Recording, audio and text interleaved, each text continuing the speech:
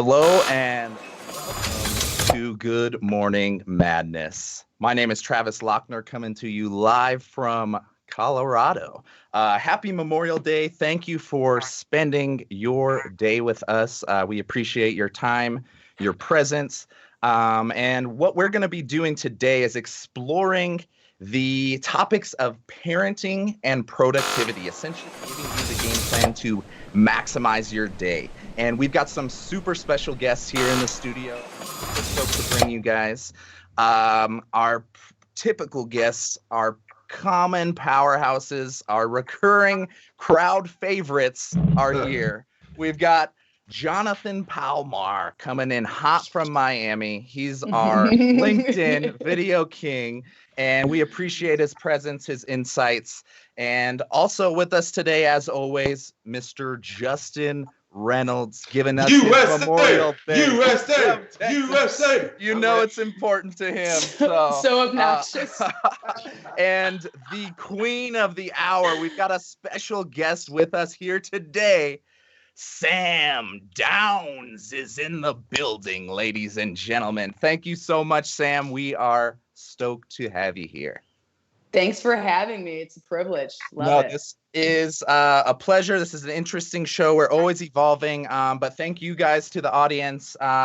Anybody that's willing to sacrifice a portion of your Memorial Day, we appreciate you. But we would love to just kind of have more of an open-ended conversation today instead of the heated debate we jumped into last week. And we've got a really diverse group of people here. So what I'd love to explore is the parenting side of the professional world, and anything in that world. So just John and I are kind of on the no kids team. Sam's got a fairly normal family situation, and tribe. Justin is apparently running a human farm in Texas or something down there. It sounds so bad. We've got a wide spectrum of experience to jump into here. But the first topic we're jumping into is because of this situation, parents are in a superhero mode lately, dealing with their personal and professional life at the same time. So I would love to hear just from Sam. I'd love to hear from you first. How has this experience been, just kind of getting pushed into the deep end? I know you already were dealing with all kinds of stuff in your professional life, but then when this hit, now you've got to double your responsibility out the gate. How has that adventure been for you? Yeah, so honestly, like, it's been rough. Like, I'm not even gonna, put on a mask and say, pun intended, saying that, everything's been great, because it hasn't been. It's been a freaking battle every single day with cleaning, preparing meals, trying to get them entertained, and then like running a startup. And then my husband runs a business. It's just been insane. But what's really been working for us is just keeping a schedule, obviously, the most obvious thing. But how do you do that? You take turns, and who's going to work? Like, let's say I work half of the morning, he works the rest of the morning, I work the rest of the afternoon, or half the afternoon, he works the rest of the afternoon. So just doing that and getting into like a schedule of who does what has been really helpful for us. But it's been insane. It's crazy. No, that's not surprising. From everything I've been seeing from the outside, at least on LinkedIn, it definitely seems like a lot of people are in that situation. Justin, I can not even imagine the world that you're in. For the audience and for any future viewers, go ahead and fill them in on your situation and your world. I'd love to hear how this COVID situation has been with an army of kids over there. All right, so anybody that doesn't know, as of yesterday, I had 5 kids still, all under 11 years old. So 11, 9, 8, 5, and 3. 4 boys, 1 girl. And this is the time when you find out what your relationships are made of, because it really does take skill and patience and empathy for the other person, because between homeschool, between playing principal, between your kids seeing you at home instead of at the office, so they see you present physically However, you're not there mentally because you're working. You're trying to put things together. You're trying to make deals happen so you can still provide for the family. So trying to balance that it's been tough. But Sam said it perfectly. Having the schedules in place. The older kids now, they do computers at school so much that they're sort of used to it. So they can log in before we even wake up, and they can start their homeschool. Nice. Their type of programs that the school put together. So it helps that kids, even our second grader, is so acclimated to the computer.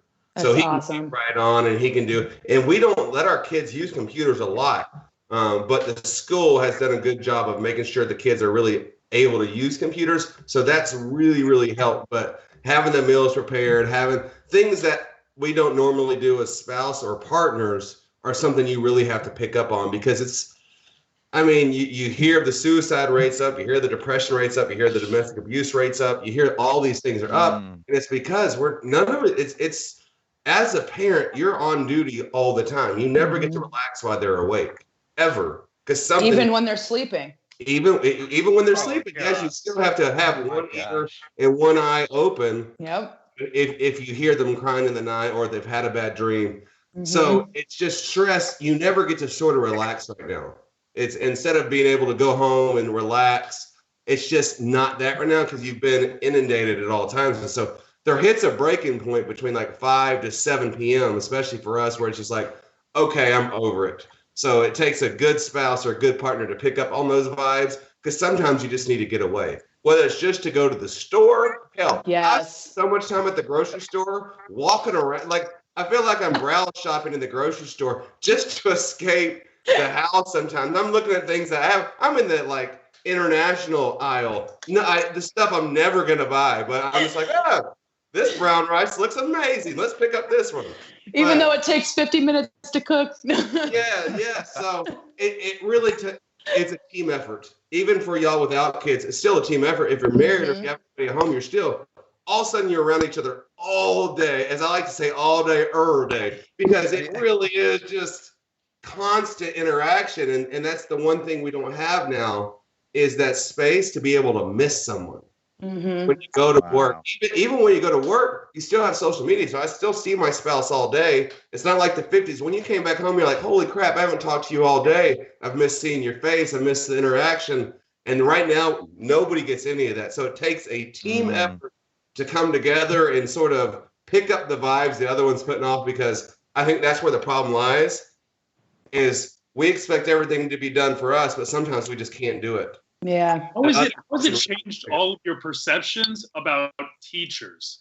Like, I would imagine it's just like anything, right? Like, we don't know what we have until it's gone. But I would imagine that now that you're kind of taking on the role of the teacher, managing them through school, and now you have them for an extra 8 to 10 hours a day, I would imagine it's a great awakening. Like, people are really starting to appreciate these teachers and how much they actually do to kind of mitigate some of the daily stress and some of, that energy that these kids have. So has your perception of teachers changed at all through this time? Yes and no. So yeah, I have a family. My sister's my twin sister. Most of y'all don't know I have a twin. I have a twin sister. Oh. Yeah, she's a teacher. Damn. Yeah, so no one ever knew that. So she's a teacher, and I have a brother-in-law that's a teacher and a coach. And so I'm gonna say yes and no, because this is gonna sound like I'm hating on teachers, and I'm not hating on teachers because I really do appreciate what they do. However, it's the school system. Shay did a video on it yesterday. The school system's broke to me. And the reason I say that is, yes, they go to school 10 hours a day, but they could get everything done in about 3 hours or 4 hours. Like, my kids' homeschool lasts 2 hours. That's all subjects, and they're still getting an A. So do they need all the breaks? Like, and if they don't take attendance even online, then the school doesn't get their money for it. So there's something wrong with the public school system, but teachers, I love teachers with all my heart because they do have to take care of all my kids, but I still think there's just a better solution. I'm going to get off my soapbox because I don't want to get the hate of, I'm saying I hate teachers, because I don't hate teachers at all. I just think there's a difference, because and for example, going back, when you see parents online saying, oh my God, I had to homeschool my kids, shoot me. Oh my God, I can't wait to give them back. And kids are old enough to read now.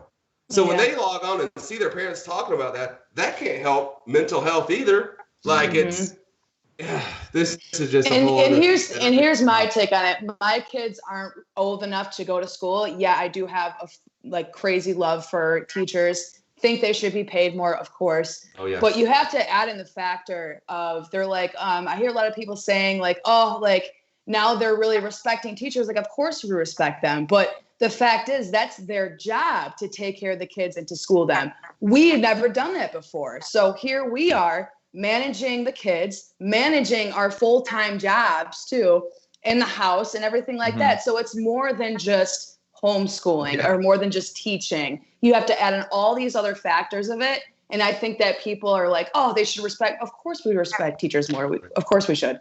But the fact is that we have all these other jobs that we're balancing too. We're juggling. And so it's, it's a shout out to the parents, but also shout out to, the teachers as well. So absolutely. Yeah. Massive shout out to all the people out there, the superheroes filling that multi-role. They're a teacher, a mom, and running a business or whatever their job is at the same time. Like, it definitely has given me a ton of gratitude for home office situation, for digital work, for virtual teams, everything in that realm. Just wanted to give a quick shout out to everybody joining us in the chat. Thank you for sharing your Memorial Day with us. Glad to see you guys. Hugo in the chat, a fellow productivity master. You guys, we definitely want to spotlight and highlight any commentary and comments from you guys. So feel free to drop any insights from your end of the world. We've had some really awesome people jumping in and out of the chat that we can highlight in videos and clips and stuff. So feel free to throw anything in there. Appreciate all you guys for jumping in here. But I wanted to check back in on you guys before as we're kind of transitioning from this parenting into the professional world. I've noticed my business partner is about to have a kid and I've worked with him for 5-6 years or so. And these last 6 months, this dude has been in absolute beast mode. I've worked with him for 5 or 6 years. And for some reason, this kid is coming and I've never seen him put together so many systems and spreadsheets and processes. And it's just been objectively impressive to see this like speed burst of like just human energy before this kid. And I was curious from your guys' perspective, was this something that you experienced when you finally learned a kid was coming down the pipeline? Did that light something under your ass to get going, or is that something everybody handles differently? It's just something I observed these last couple months, and it's been super interesting. So I'm curious to hear your guys' perspective if you experienced anything like that. Oh, well, for sure. It's like the whole nesting. That's what the term in nesting is like, whether that's in your home or in your personal life or professional life, you tend to get all these tasks done and all these systems in place prior to a child coming. And that can be maternal or paternal as well. A father and a mother. So it's really cool to see that because I went through that too. I was like cleaning my blinds and like all crazy stuff that I'd never cleaned before, like right before I was about to give birth, and, putting all these weird things at my job and like setting all these lists for the next person to prospect for me. It's just like, it's true. It really is. For me, my wife was completely, like Sam just explained, she was completely just over the top, cleaning and nesting in a good way. However, I was too immature to change anything about my life. I was too, and I'm saying this because I want to be raw with y'all. Men, it's time to step up when you have a kid. And I just didn't face the reality, and I sort of relied on her to do everything. And I was too immature to realize, I use the excuse, a woman becomes a mother at the time of conception. A man doesn't become a father until the baby's born. And I took that to the extreme. And so I wish I could have helped out more. So no, the systems and stuff didn't start for me. I was just like, okay, there's just going to be this wave of emotion. It's going to take over. Okay, I'm still waiting. All right, I'm still waiting. Okay, maybe I'm not supposed to be a dad because I'm not feeling anything. And then all of a sudden, mine didn't hit until the baby started to smile and interact with me. When Connor started doing all that, then I was like, oh my God, this is amazing. And then the wave of emotions hit, and the wave of like, okay, this is my child. Like it really took over after the personality started developing. So, and I was really worried. I wanted to be a parent my whole life. I've always wanted. And so the minute, thank you, the minute when the baby was born and I didn't have that feeling, I literally had second thoughts like, oh my goodness, did I make a mistake? All this thing it does is poop and pee and cry. Like, this is miserable. And I'm just, once again, want to be real with y'all. But the minute he started smiling, the minute he started interacting with me and realizing, hey, this is my dad, it made me realize, oh my God, this is my son. This is amazing. And then everything hit. Now, the next 4 babies, then it changed after they were born. See, a lot of time, at least it changed. Childish. At least it changed, because not a lot of times it doesn't change. You know what I mean? Like, there's men go through life a lot. Like my father was very absent. You know, we just went over there on the weekend and he just went away in his room and that's it. You know, so it's amazing that you changed that. You saw that, because it takes sometimes fathers years when they're teenagers. They're like, what, they grew up, like they don't know me. So it's great. Right. No, that's powerful. I love that you were able to get raw and open things up. I think people will really appreciate that in the long run, especially, no, as Sam mentioned, it honestly is a recurring, habitual, like deep thing you need to be able to recognize and pull to the surface. So I'm glad you guys were able to crack that open. Jonathan, I'm curious from your end, you've got a wife, you've got all kinds of your momentum going in your life. Are these considerations that you have in the future of your professional career versus the family life and having a kid and these goals? As Justin mentioned, he's always wanted a kid. I'm in a very similar situation, but I'm also in like a hyper nesting mode. Like, I'm trying to build an empire before I even consider like cracking that stuff open. I'd love to hear where you're at in this world, John, because you've got so much momentum going. I know you've got a lot of deep emotion and empathy, and caring for the people around you. Would love to hear what's your game plan for this whole personal and professional situation the next decade or so. Yeah, it's actually it's a subject for me it's hard not to get emotional about, because I've been trying to have kids for almost 2 years, and unfortunately God hasn't blessed me with a child yet. I've had a lot of fertility issues, and it kind of opened. This is something that I talked to Justin about quite a bit, but it kind of opens up the conversation of like what it means to be a man, especially when you have a partner, you have a wife. You have those discussions, and people will look at you and it's like, you're a big guy and, you know, you look very healthy on the outside, but on the inside, there are things that difficult to identify, difficult to work through. And I consider, everything that's been going on social media is such a blessing for my mental health, because, you know, we worry about legacy. We worry about what we're going to be able to leave behind. And our biggest concern, I think, you know, and I'm part of like having kids, and part of that blessing is, you know that you're leaving something behind, you know, whether it's a legacy or a message or something. There's something, your life has purpose, your life has meaning, you know, and you're there to support people, empower people. But when you don't have that ability to have kids, or you're struggling through it like I have and my wife have for years now, it's very defeating, and it really makes you question yourself as a man. Like, you know, especially as we have those conversations and we're kind of making decisions and we're going through that whole process, and she's defeated. She's just like, I don't know if I could do this. And going through all of that struggle while trying to build, you know, the thing on social media, I almost get lost. I almost get lost in the social media world, because it's an ability to escape from a lot of the realities that I'm struggling with at the moment.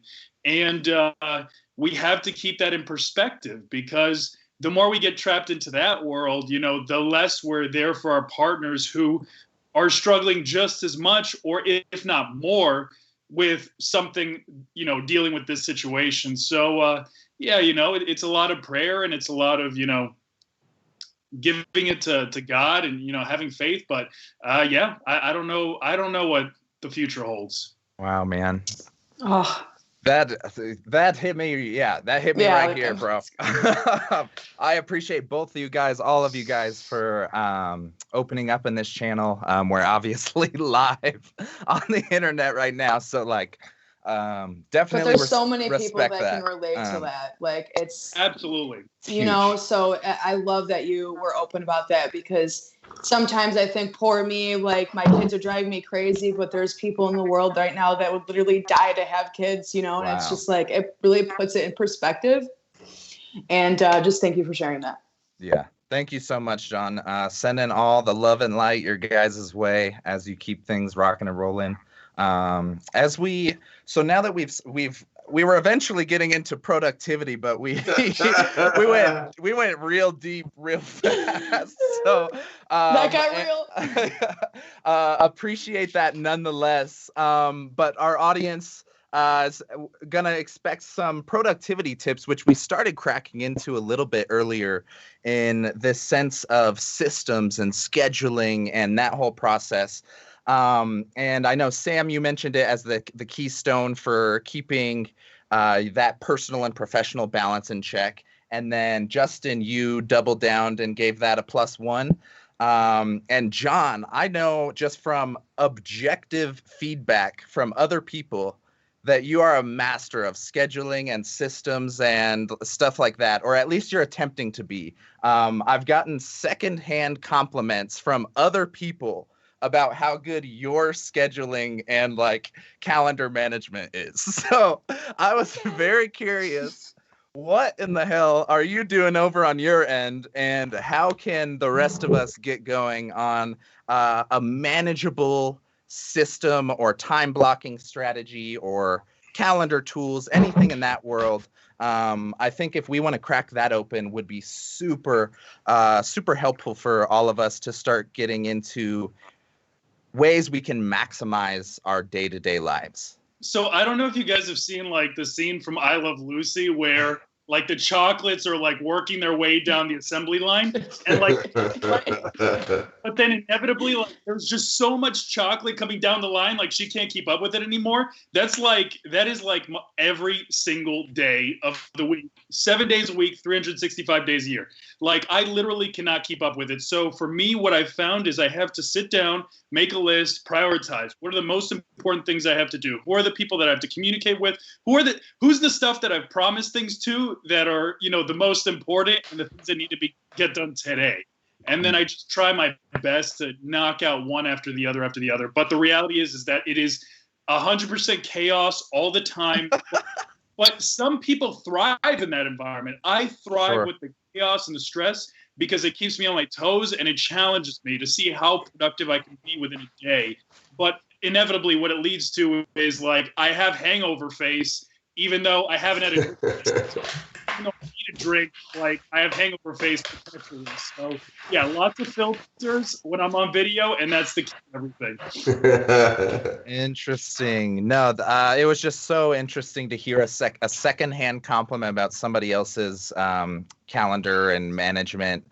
I'm curious, do you have any attempt to block out days or times for specific roles? I know you're in a unique situation with you're kind of in multiple lanes at the same time. Do you have specific strategies or days that you commit to specific projects, or is it back to you're just kind of keeping things going while you're flying? No, it's like I said, I follow my heart with everything I do. So my heart dictates what I consider important, what I do first. And if a task absolutely has to be done in that moment, then I'll do that task. But in terms of like trying to structure 4 hours to do this thing, 5 hours to do that thing, that's why I've kind of gotten out of accounting, because I just cannot, like my creative spirit cannot manage all of that structure. Like it's like intoxicating. Some people thrive in that environment. God bless. Like I met a guy that is obsessed with Excel sheets. I'm like, God bless you, come work for me, because I don't understand how you can live your life in that box. But I can't. I'm doing this stuff on social media to free myself so that I don't have to live, with mercy of, living mercy of a really tight schedule. But again, you start learning that as you get more involved in this world, there are more expectations. There are more meetings. There's more phone calls. There's more things that you have to do and commit yourself to. So it's just finding a balance between all of those things. But most of all, your happiness. Happiness has to be there. Prioritize happiness. That's a simple formula for me, man. Justin, I'm curious if you have any type of time blocking strategy or days allotted to specific projects or anything. I know time blocking typically is where a lot of this is. Productivity is supposed to start, but apparently we're all just kind of flying and rocking and rolling. So I'm curious, what's if any time blocking strategies? How do you approach that whole time blocking? No. Prioritizing, yes. Okay. So I do wake up every morning and I look at the list of things that I have to do, and I try to do the most important things first. Because if I do have something pressing, I will get anxiety all day about not having that particular thing that I have to get done. I do like structure. I like waking up at the same time every day. I like eating the same things every day. And it's weird because Jonathan was talking about the stress and the chaos. In athletic events and sporting, those are my favorite games. I love the things where it could go wrong or not supposed to be happening, or there was 15,000 people watching. Those are where I thrive. I love that energy. However, in the work life, I'm the opposite. I do like structure. Now, structure to the point of Excel spreadsheets, no, but structure to the point where I'm going to be pretty much the same thing every day. My one indicator or my one problem that sort of throws me off is my cell phone. So if I'm writing a script or if I'm having to film, I put that thing on airplane mode so I don't get distracted, because I will get distracted. The minute I look at something and someone's pulling me this way, and then I feel like it's important that I have to respond to them right then and there. And then it causes probably a 10, 15, 20-minute break, because mentally then you have to prepare yourself for the other way. So I will turn my phone off when I'm writing a script or when I'm filming. Other than that, I try to keep my phone on, but I just try to make sure I have a schedule, not a schedule so much, but a priority list of things that have to get done. But because then after that, then I'm sort of free for the day to do whatever. And then mentally I'll start looking at the things I have to do for the rest of the week, and I'll start knocking them off case by case. But for me, it's like the gym. Why do I work out in the morning? Because I'm mentally focused. I'm mentally sharp. I haven't done anything else to take my mind off of it. If I lift between 4 and 7 in the evening, and then I don't want to work out. Mentally, I'm fried. I've done all the hard stuff first. So I try to get anything hard and pressing that I have to do out of the way very first. Yeah, no, the prioritization is huge. And you mentioned something the other direction that people often forget, of reducing or eliminating tasks. So you mentioned distractions, like turning off notifications on your phone, or creating that time. A lot of the time, I think people think way too proactively in the context of I need to do this, rather than eliminating tasks that are non-essential or not irrelevant to their goals. So it causes anxiety, right? Like, it does cause anxiety. Even for the point of like looking at my phone to see profile views. If I know it's going to give me anxiety, I'm going to eliminate it. People on Facebook, I'll just stick to Facebook. If I have a friend that's annoying AF, I'm going to just unfollow them so I don't have to see their posts, because it causes me anxiety. So you're right on. Eliminating the point of anxiety to make things more efficient. Wow. Yeah. And efficient is definitely the word. Hugo just jumped in here in the chat. Studies have shown it can take 14 to 28 minutes to recover from an interruption. Wow. And he is a productivity master. So I trust that resource. That is wild. So I think that eliminating those distractions can definitely have a compounding effect for that efficiency you just mentioned, Justin. And you know who loves disrupting us? LinkedIn. I don't know if you guys have noticed, but the notifications have changed like big. Dude. Now I can't. you'll get, like, it's like drip notifications. You will get a notification like 4 hours after somebody commented, and I'm like, like, I know what you're doing, Microsoft. I'm watching you. Like, I'm not taking your vaccine, and I'm not taking. Like,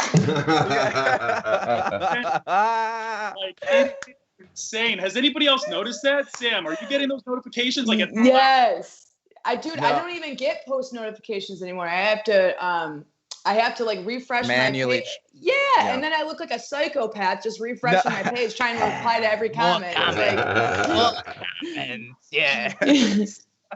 No, I have seen that, and they're actually, I mean, I'm sure it's a technical nightmare on the back end, but since they've started the attempt of this drip feed notifications, I've noticed some of it's just become like full on like fire hose blasts. Like here's like 69 notifications in a row, and then like you get nothing for the next like 2 hours, and then they give you like another. So the drip feed isn't quite operating as intended, but I have noticed there's definitely something funky. They're playing all kinds of games on that end, but nothing I guess we can really do about it. Eliminate distractions, focus on those prioritized tasks that matter, and then I guess if you have to check your comments manually for like responding and all that, I guess is the overarching advice. I'd be curious to hear your guys's just in a more broad sense, what do you consider the most productive task of your day? Like considering your goals and this everything you're attempting to reach, do you have a go-to task? Or the opposite question would be, if you could only accomplish one task per day, what would it be?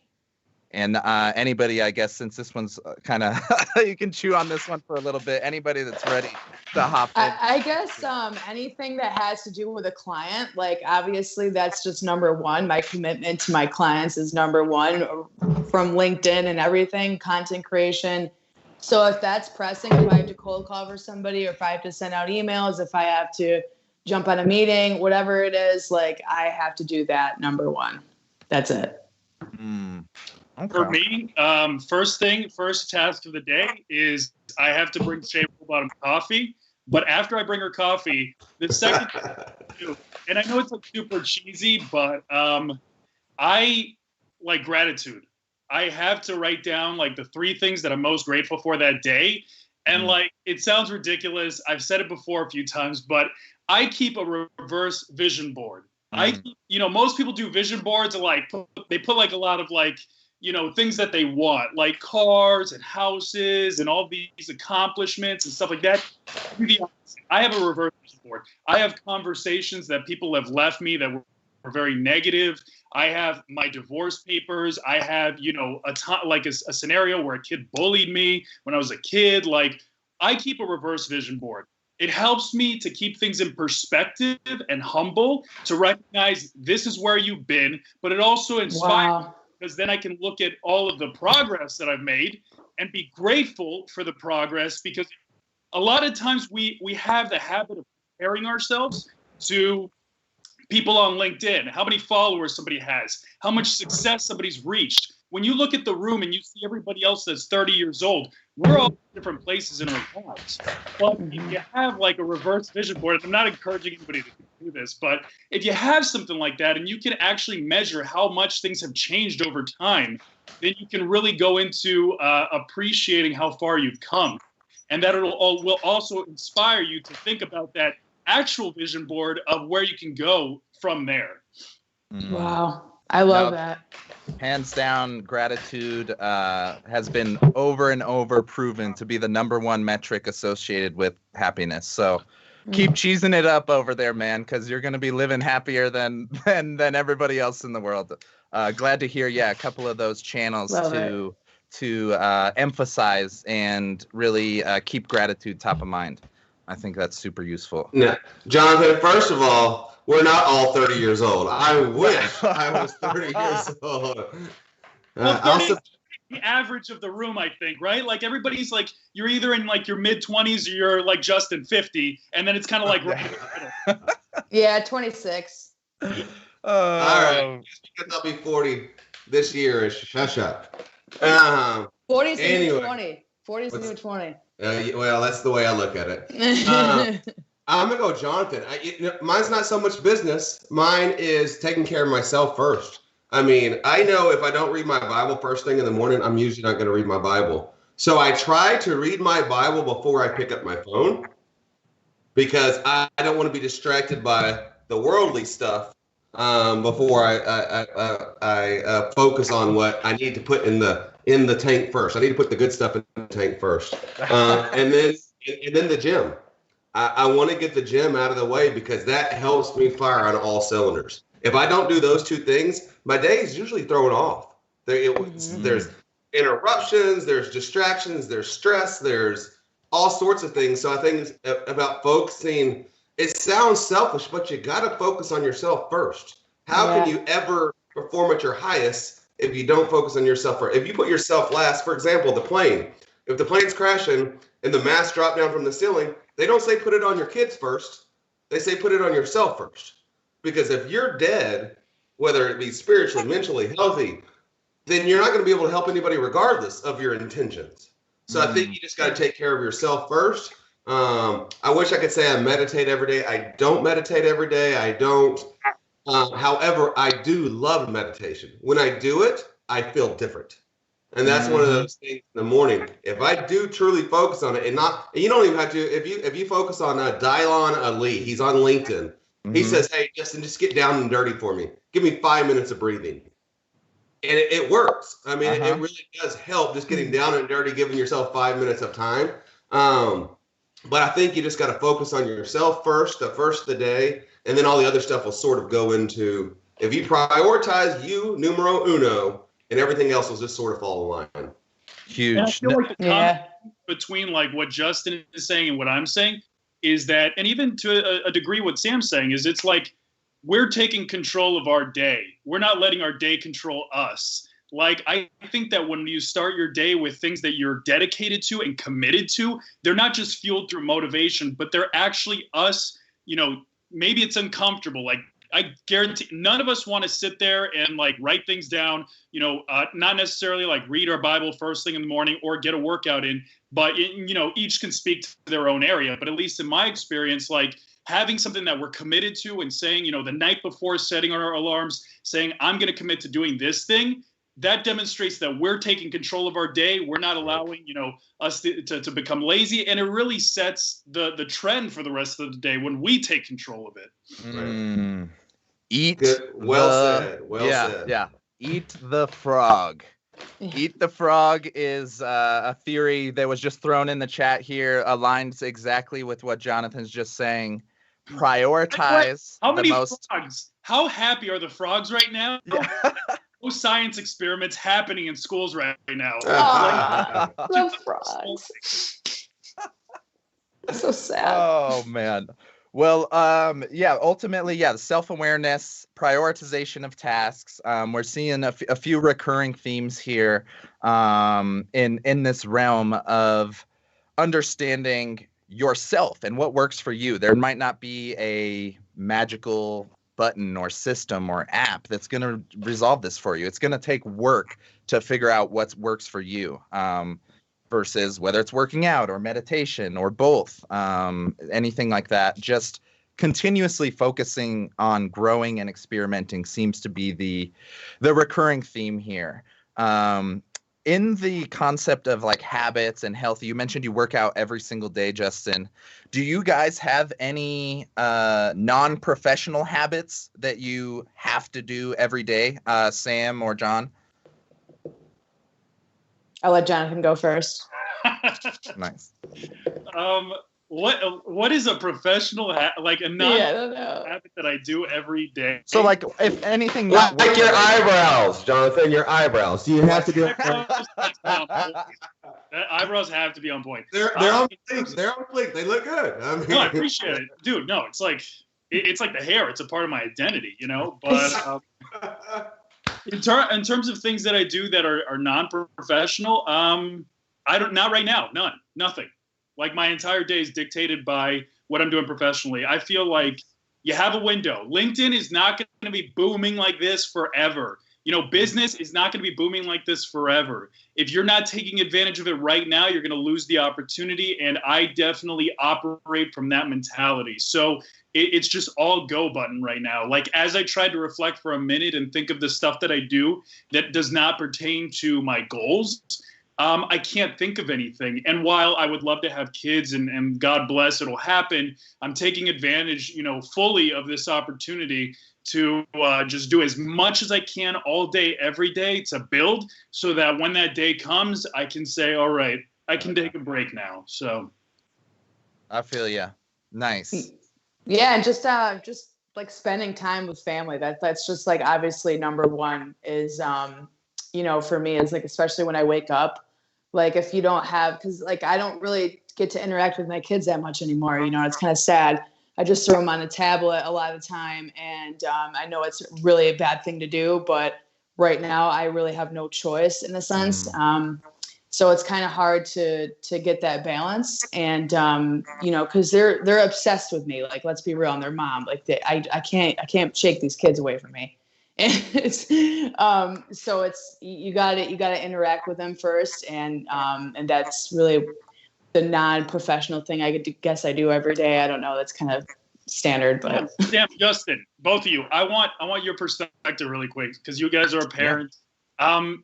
Sometimes I feel like when I'm and Travis, this even applies to you. Like, sometimes I feel like when I go into LinkedIn and I get started, it's almost like my partner views it, my wife views it as like I'm plugging into the Matrix, and like go on. Yes. Do your partners and family kind of feel the same about LinkedIn? Do they have a very different relationship with it than we do? Yes. Yes. Yes. Well, Sam's on LinkedIn, isn't she? Isn't she on there a lot? Yeah. Well, she's not on there a lot. Her platform is mainly Instagram, but she gets the social influence more than I do. I didn't start this till 60, 90, 100 days ago, and now I see the importance of it. Thank goodness I started before all this COVID mess, because I think it sort of helped push it into hyper mode. But so I see it now. My parents, we've had some discussions, and I don't want to bring them up how my dad feels about certain characters that I portray online. But I'm gonna guess it's Tiger King. Yes. Just needless to say, my dad was very upset with me calling myself Justin Exotic. He asked why I had to use my real name. And then, once again, I'm from Texas, so it's very old school beliefs. And then my dad said, do you realize he's a homosexual? And you're putting yourself out there. So parents are very old school. They don't get linked. They don't get anything. My dad, when I made the toilet paper video, and let me say it like a toilet paper video. Not a Texan. A toilet paper video. He just goes, did you really just pull your underwear out of your butt? And they won't let me live it down now. Like, they don't get it, but they also understand that's what makes me tick. They understand my personality has always been a little different. And I mean, my dad doesn't let me show my tattoos when I go to the house. He has now adopted that he lets me show them now, but for the longest, when I had my ears first pierced and my lip ring, he would make me take everything out. He said to show my mom respect. So, old school mentality, just very, very Southern. Let's put it that way. Interesting. Yeah. So I don't know if people are familiar, but I'm kind of like in the same bucket as Justin. That's actually how I got started on LinkedIn. Like, in the very beginning, I started developing content for my dad's business. And then there was one piece of content that he did not agree with at all. He was like, don't do this. Don't play a character. You can't have fun. This has to be all business. This is a business platform. And I was like, all right, I'll just put it on my page. And here we are. So it blew up. I know the conservative parent, and it's like there definitely is like a generational divide. And I'm sure like in history, this has played out millions of different times. I'm sure like there was a dad sitting on his horse, and there was a kid in a car, the Ford, the Model T, whatever. And he was just like, these crazy kids, they're moving at 5 miles per hour. What are they thinking, And, yeah, it's just, I think that generationally, we're always going to have it. And that's how I view TikTok. I see kids TikTok dancing, and I'm like, what is this world coming to? And then you remember we went through like that emo stage. And Oh, Travis, show your picture. Show Travis this picture. Travis is still in his emo phase. Speaking of lip Travis rings, is still playing the emo thing. He's like he just evolved. He's an evolved. I'm just kidding. if I still had hair, I'd be doing the flip.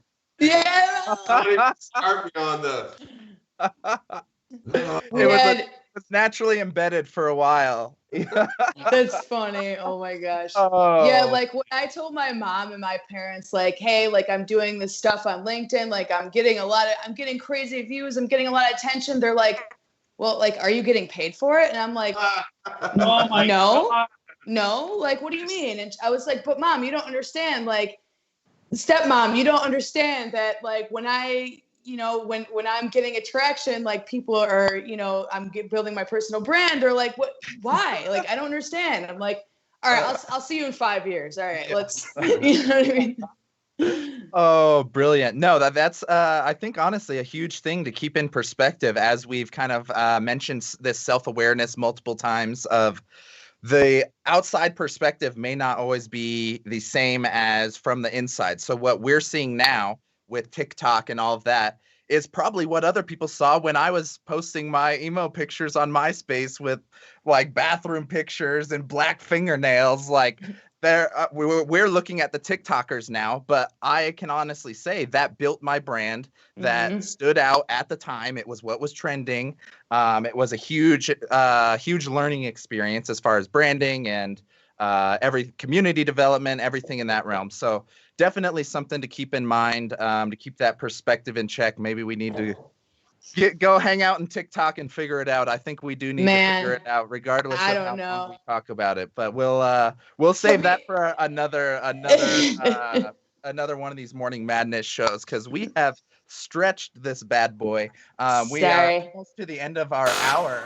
Let's go ahead and jump into, well, pretty much let's recap the conversation before we jump into what I've absorbed from your guys' experience and your guys' stories is a lot of this comes down to assessing your personal situation. If you want to be more productive and more serious about taking control of your day, you need to have that mindfulness pretty soon. And eventually it'll be a really solid strategy of compounding habits. That's eventually what you want to get to, is a skill stack of compounding habits that are leading to your goals. So little details that we captured along the way: eliminate non-essential tasks, phone distractions, any projects that aren't aligned with your goals. You're going to have to be able to set those aside. And then the last piece that we saw recurring here was investing into systems or processes or templates or spreadsheets, whatever your weapons of choice are. Do yourself a favor and let that technology lean to your advantage. So I think all of you guys will be a little more productive, at least 1% more productive here with some of these habits. But some of you are probably waiting for this bonus round. We've got a clip of Victor, who lost the Wheel of Misfortune last year, that we are going to play for you guys. He sacrificed himself with a armpit wax, and we haven't seen it yet, so we're going to be seeing this with you guys. So Victor, if you would like to initiate the sequence of your own demise and publicize it for him. All right, let's get this done. ¿Va a doler? Poquito. Oh No, my que duele goodness. Oh, Mama Mayorga, bring the pain. Bring the pain. For the record, Wait, he shared nomás? with us that this wasn't very fresh. Wait. No, look at him. I see the nervous laugh. Pero rápido, very fast. No, my God, no. I don't know. Nothing's coming off. Tranquilo. Ow. Es que este chico grita tanto. Ponle algo en la boca, ve, para que Oh, muerde as eso. long as your hair, Todo el lado. Victor. No, no le puedo poner Yeah. todo. Oh, she's doing more. Si le estoy haciendo una prueba, Oh, chiquitita, mamá. está llorando, le pongo el otro, será para que me pegue. Entonces, yo he visto que ponen bastante Oh, y un no. jalón y largo. Tú lo haces en la Pero mano. no tengo, Oh, mira los that's palitos que no tengo. hair. Good gosh. Oh, she's putting. This is why I don't get Tengo que waxed. apresurarme con esto. Oh God. I thought it was like Trae el wax más a cerca, one pues. and done No puedo, thing. pues. ¡Au! Stop. I didn't know it was a recurring Ahí thing, nomás ya no dude. tengas tumores No más more. ya. Dile que fue doloroso. Don't touch it. Don't. Oh gosh. He's going in again. He's going in again. Oh God. Oh God. Oh my gosh. We are awful people. Oh. I did not realize this is what ¿Estás grabando? we're doing. Oh my God. What is going Ni modo, ya está cagado. Rip it. Hey, look at mom. Mom. Él lo que quiere es que no haya ningún pelo ahí, así Mamma que Mayorga, Ya. bring the tú se lo pain. puedes hacer todo de un solo jalón, o sea, en un minuto, o se lo puedes hacer todo en 10 horas. Tú escoges en cuánto tiempo quieres hacerlo. Porque al final lo vas a hacer igual. I thought Ya ves, mira, Qué aguantado. That one did. A huevos ha aguantado. oh, dude, I didn't know it was that much. I thought it was gonna be one strip. I porque yo he feel visto bad. que echan. I'm much more scared of that. Oh my god. Do both arms. Why does she keep going? Oh, that's Qué brutal. difícil. Oh my god. Oh my gosh. Victor, You're well, Victor. That was painful. Uh, Never, ever, wow. ever again. I am Game that fancy little wheel now. Uh-oh. Yeah. No. So we upgraded our wheel from last week, and the format we're gonna do here, we've got our 4 challenges of hell that I'm not excited for. We've got the ghost pepper challenge, just a stupid hot pepper one of us will have to eat. The bean boozle. This is something super, super disgusting, just nasty, nasty, awful flavored jelly beans that we would have to eat. And then the public pop star is another victim challenge where you'd have to sing a song out in public and have it recorded. And I don't remember what our 4th one is on the wheel. Antique slapping. Oh, the good old jackass antiquing. So this would be getting splashed with some water and slapped with some flour. And of course, if it's not on camera, it doesn't count. So Exactly. And it better be a full slap too. I don't want to see someone pull back. I want someone to dislodge a jaw if they have to. Like, man, Open-handed. No. yeah, I'm no just fits, kidding. no fits. We don't want broken jaws. We just want dislodged jaws. I was kind of excited and happy and thought this was fun. And then now after seeing Victor's video, I'm like genuinely scared of this wheel. Hey, Travis, so how this is going to go down. So I have all 4 of our names. Sam, you're excluded from this since you were just a guest. And hopefully on with us next week. We want you to come back. So we don't want this to land on you. We want you to come back. So I have Travis's, JP, Victor, and my name on it. And then I have the 4 challenges underneath. Okay, So we're going to go for the challenge first. okay. So whatever it lands on, we're going to go for the challenge. The second one's going to be for the person. So are y'all ready? Yeah, do a super spin. I don't trust that's got to spin at least. Yeah, he's all right, rigging that's it. good. That's good. No, I don't think you can. Who is that? No, JP! it's public. No, it's which are we doing No, challenge first? Oh yeah, it's public pop star. Oh Okay. shit! Oh, Well, let's better no. hope it's not JP. Yeah, Okay. he's sweating Cry. over there. I Oh, see God, him. I can't. Here we go. Dude, please. I have too much social anxiety for this. Who is it? Yeah, bitch. Me. Ah! I love the wheel again. I love the wheel again. All right, this is that. All right, that does it, folks. We have our victim for the next week. Thank you for sharing your Memorial Day with us. We appreciate you so much. We will have another show next week. We'll share the topics. Connect with all of us on LinkedIn. We've got plenty of links in the chat, in the description.